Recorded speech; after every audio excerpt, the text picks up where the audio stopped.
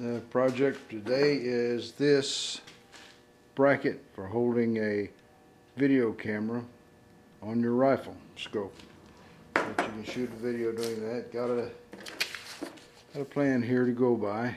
I'll show that on screen later on at the end of the video, so you can get an idea of what's going on. I don't have any steel blue, so what we're going to use is this good stuff right here. I already know that I want one piece to be cut at 6 inches. So I'll lay this down here. Make a nice spot here. And the next piece is going to be cut at 8 inches. So that will be in this area down here.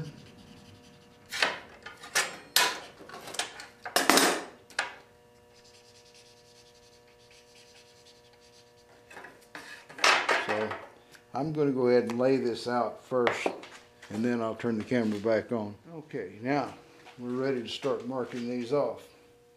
The tolerances on this are not really all that important, or I would be using something besides a scale to mark it off with. Anywhere within a 1/16 of an inch should be just fine.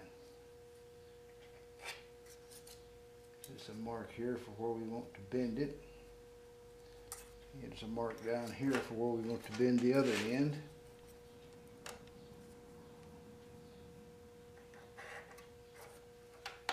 Okay, not sure I can see that really good. Maybe I should use this. Probably a better choice.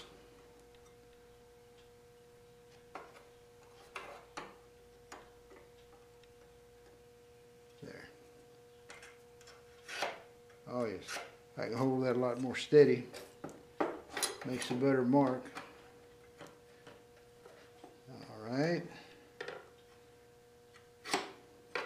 Okay, now that I'm going to start these holes with a drill bit, because I've got 4 flute end mills and they don't sink down into there just really great. So this guy right here is going to be pretty much dead center. A dead center of 1 3/4 inches. Okay. Okay, I had to take off my shoes and calculate that as to where the exact spot would be. I don't have it a lot of magic marker on there, but that's one end of it. And then we'll add another 1/2 inch here to this little fellow. And we'll mark the other end. This is the little slot that's going to be in there. I'll go ahead and mark the inner end since I've got it measured out that way.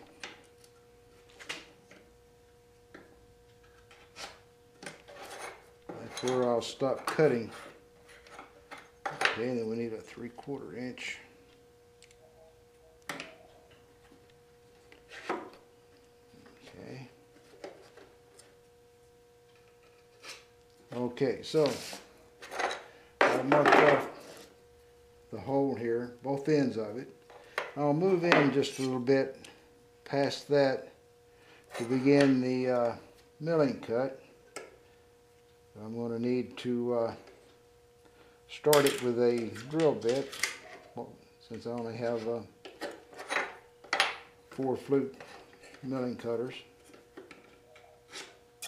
Alright, that's going to be where I drill the hole. Okay, so I marked this thing off for dead center, 3/8 of an inch. I've marked off where I'm going to drill the hole in each one of these places, so I'll have a place to start my end mill. And we'll take this Automagic center punch and put a good hole there just to make sure that I recognize it once we've got it set up. Okay. Now, since I'm laying this out with a carpenter square, of course, you can figure the tolerances are plus or minus a 1/16 of an inch or something. Us rednecks don't work a whole lot closer than that. Now we'll move over to the mill for the next part of this. I'd like to point out you don't have to have a mill to do this job. You can do it on a drill press. And in fact, the vise that came with this mill, not this vise, but the one that came with it, is a drill press vise, and they warned against using it to mill anything because it's not strong enough. That's it right there. But I discovered that little thin pieces of aluminum like this don't put much stress on anything, and it's a nice way for me to get an angle. So I've used this little vise for milling really thin aluminum. Otherwise it would tear all apart if you put some steel or something in there. And in their wisdom, they didn't put a mark on there for where 0 is. So being a redneck, I put some shiny silver duct tape on there so that I can know where the 0 point is. I've got this little guy set at 40 degrees. It just seems to make things fit tighter when I do it like that. Okay, now then, we've got parallels in the vise. Let's set this little fellow up in here. I guess they need to be a little closer together first. And that should hold him nice and level right there. Got him tightened down good and tight. I'm going to run this a little over 800 RPM. That's kind of slow for the size of stuff I've got here. But it's alright. It won't hurt me any. And it makes it easier than climbing up on the ladder and changing out that belt. That's the only bad part about this mill is it's a belt drive. And I have to climb on top and change out things like that. Once I've got this thing on dead center with the drill bit, of course it'll be dead center for the mill as well. So I'm pretty well set up right here now. So what we're going to do is we're going to drill the first hole, and then we'll move down and do the second hole.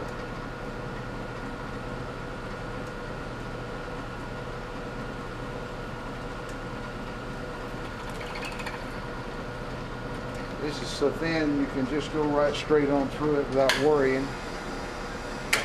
It's always good to stop the mill when you're going to be moving things around.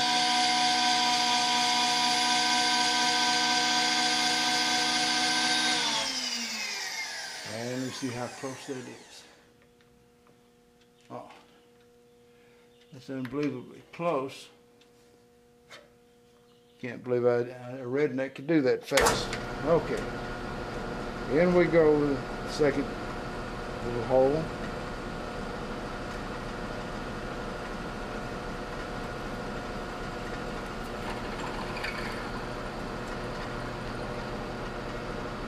I'm going to come back and redo these with the end mill after I've drilled all the holes because I'm kind of lazy and don't want to have to swap the collets around all that much.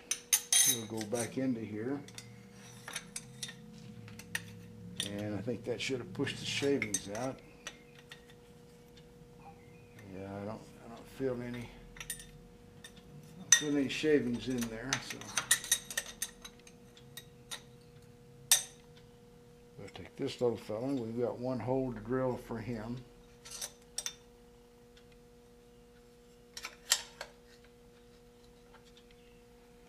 In he goes, and why don't I just move him right under the drill bit instead of having to crank it around later. Sort of makes sense, huh? All right. That looks very near it right there. Like I say, we're working maybe to a 1/16 of an inch plus or minus here, so it doesn't matter if you're a couple of thousandths off of something. All right, let's drill this last hole.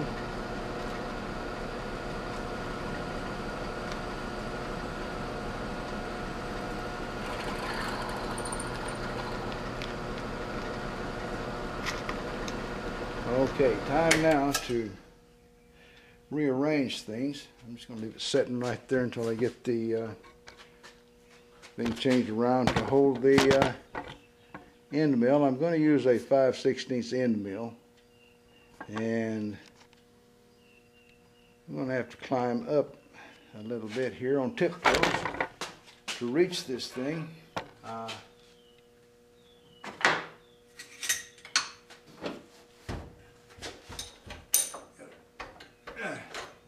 Loosen up the bar.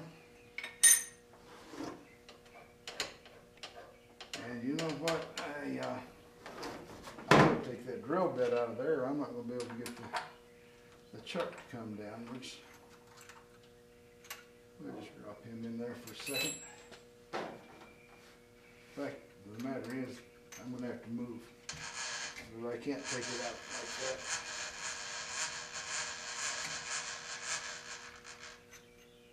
Okay. Back to it.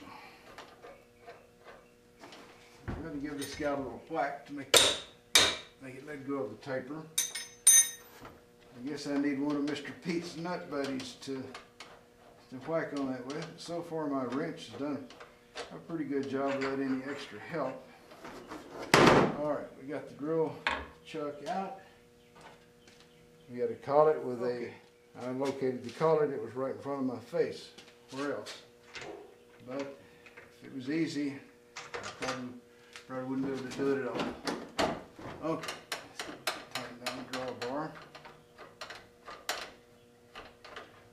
I wish I had one of those air-operated drawbar tighteners, but I'm not much. For some reason, this thing gets really tight when it gets down into this one collet, and I still have a long way to go.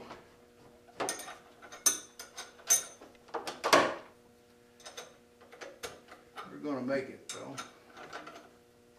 While we're doing this, though, I could mention about I know a guy named Bubba up in Alabama, and he was tearing out down the highway in his pickup truck. The highway patrol pulled him over and come up and said, "Bubba," he says, "I want to see your driver's license." He says, "I ain't got none." The highway patrol looked at him and he said, "Well," he says, "how about your truck registration?" And Bubba says, "I ain't got none." Highway patrol studied him a few seconds, and he says, "Well, ain't you got any ID?" Bubba says, "About what?" You know, what kind of a joke can you get for free, huh? Okay, now then, we just have to reset ourselves on center here. If this guy's going to go down far enough, changing out that chuck moved me way away from where I was.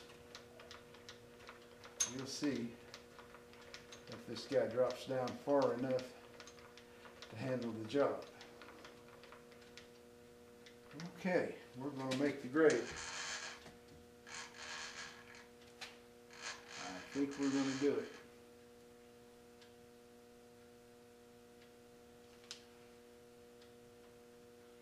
That looks really close right there. Pretty well on center. So we'll move the camera.